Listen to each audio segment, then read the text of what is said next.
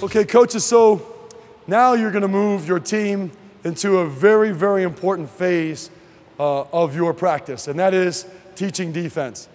Oftentimes with this age group, you'll see some coaches that want to go zone or set their kids up in a specific area and tell them to guard an area. But it's very, very important for you as a coach to teach your kids how to play man-to-man defense. There are many reasons why.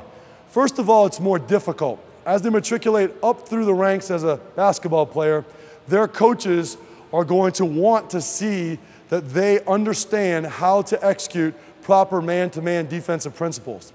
Also, we believe as a coach that teaching man-to-man reinforces important life skills.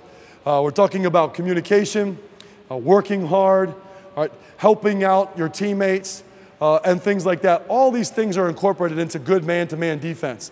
It's not easy to teach. It takes time and repetition, and it takes a good coach who understands the small things that go into putting into a defensive philosophy, but also the big picture. We're going to cover all those things in this defensive session.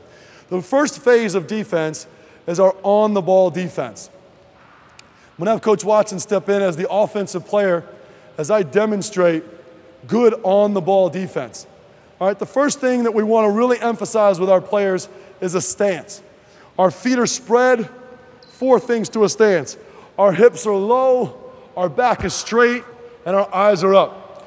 Usually we want our palms up, outside of our knees, applying good hand pressure, but most importantly, understanding to stay between their man and the basket. Of course, the closer the ball is to the basket, the more dangerous this player is.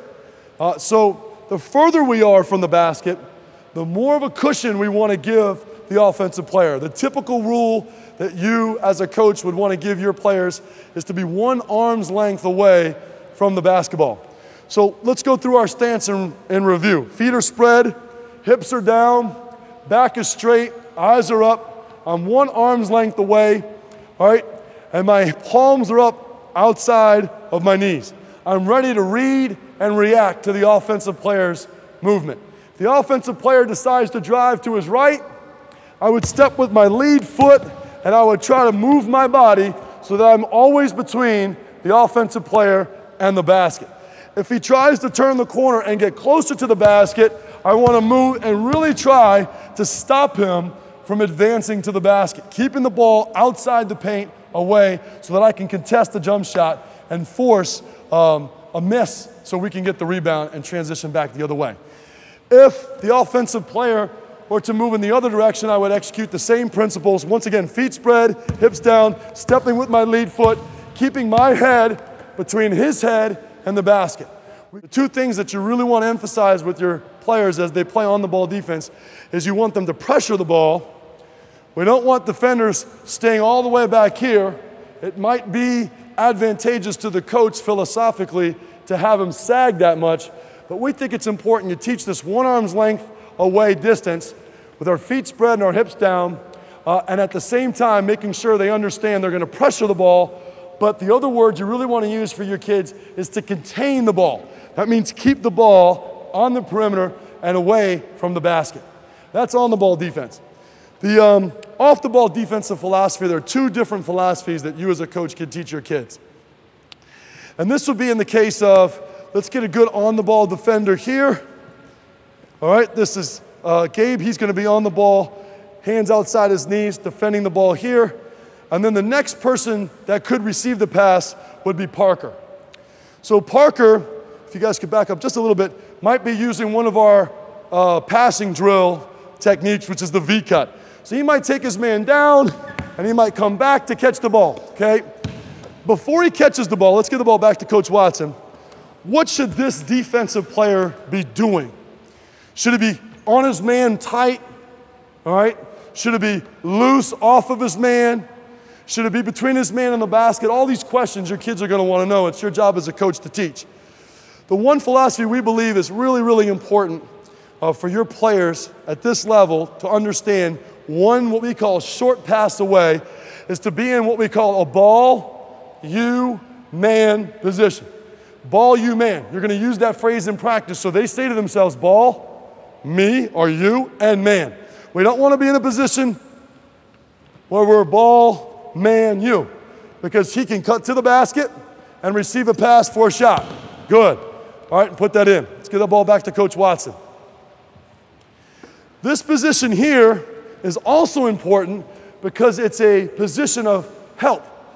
If Coach Watson were to try to drive to the basket and coach moves and the on-ball defender loses his man for a moment, I can come in here and help my teammate and make sure the ball stays outside the paint.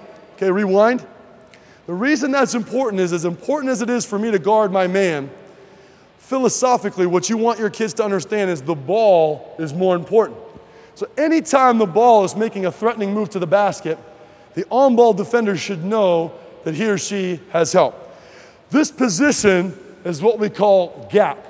I'm in the gap, this gap area, ready to play help my teammate, and also ready to go out and close out on my man. If this pass were to be made, and we're allowing this pass to be made, then I would close out on the ball. That means I give a high hand to distract the pass or a shot. Stay put for a minute, Parker. And then I get back into my head-on-head philosophy, on-ball defense, staying between my man and the basket. One thing that you can really emphasize for your kids is talking on defense.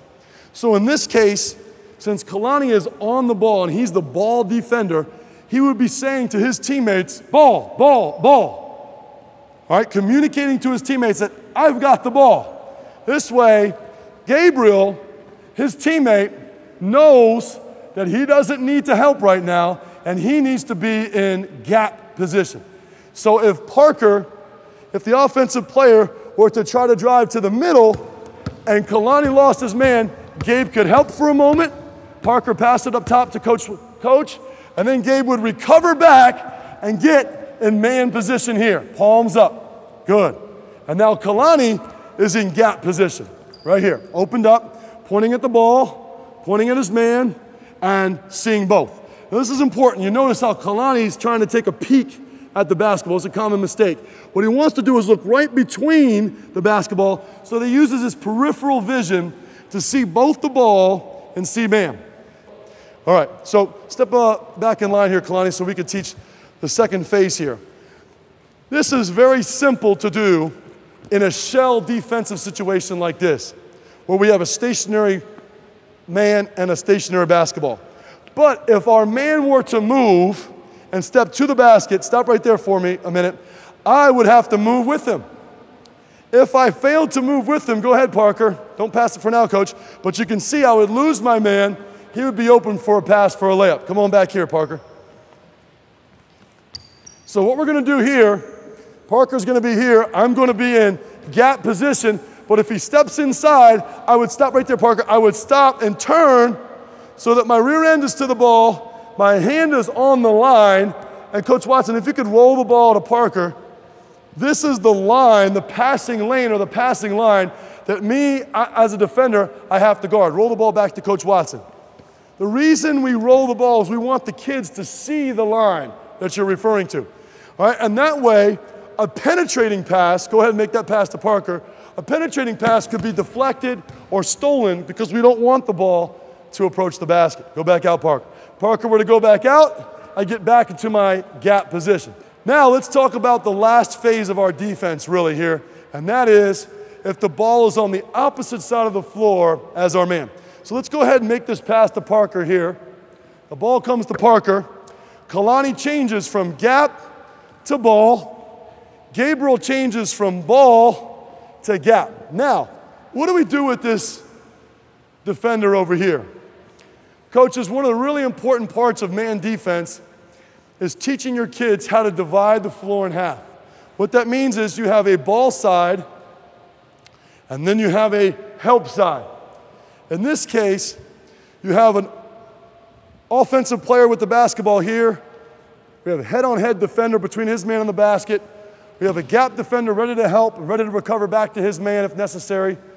But the big question here is what should this defender be doing? One of the most common mistakes you'll see, coaches, is you told your team to play man-to-man defense, so she will go out and guard her man. All right, she will take you literally. This is my man, I'm going to guard my man. But what you really want to do a good job of teaching, coaches, is in man-to-man defense the principle of helping each other out. And what a great principle that is. All your parents are going to love you for teaching your kids, your players, how to incorporate within a basketball setting, helping each other out, okay? And what Keegan is doing here is she is in a help position, or what we call a triangle position, where she is making a triangle, pointing at ball, you, man. And so we've built our defense now with an on-ball defender, a gap defender, and now a triangle or a help defender. If the offensive player were, and I'll be you for a minute, if the offensive player, let me go for a minute, Kalani, were to go by Kalani here, all right, and Kalani was staying with me, go ahead, Kalani. This weak side defender would come over and help outside the paint and get between the ball and her man, and we would call this filling this area to the basket, and you see that top defender would sink down and take her place. So let's rewind and back that up. Good, I have the ball. Kalani, you're head on head with me. Face me, toes at me, good. We have gap, we have triangle. Let me hear it, everybody. Get ball, ball, ball. Good, good. If I were to go here, Gabe would help and recover back to his man. Good, I would come back here. If I were to come baseline and beat my man, we would have help outside the paint, help here. Let's finish up our defensive drills by teaching this concept right now.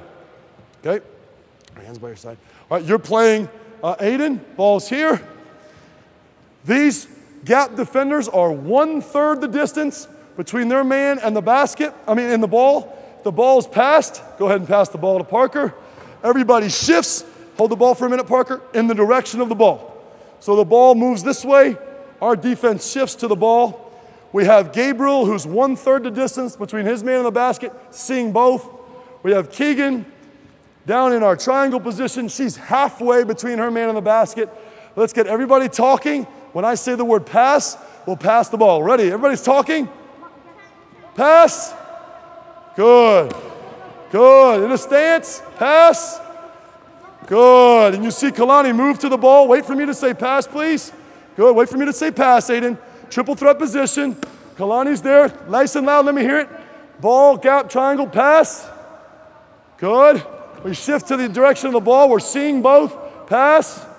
Good. Coaches, this is not easy to teach. Takes time, takes repetition, takes you being very clear in your communication with the kids on what you're looking for, and understanding that all the defenders here are working together. In this drill, we just used 3 defenders. But you could use the same drill with 5 defenders. All of them would understand that their position would be dictated by where the ball is and where their man is. Always communicating and always ready to adjust on the movement of the ball or the movement of their man. And this pretty much sums up our defensive philosophy. Again, it's something that you should be able to teach in your practices within this shell setting as you articulate clearly what it is you're looking for from the on-ball defender to the 1 short pass away to the 2 passes away and the help defender.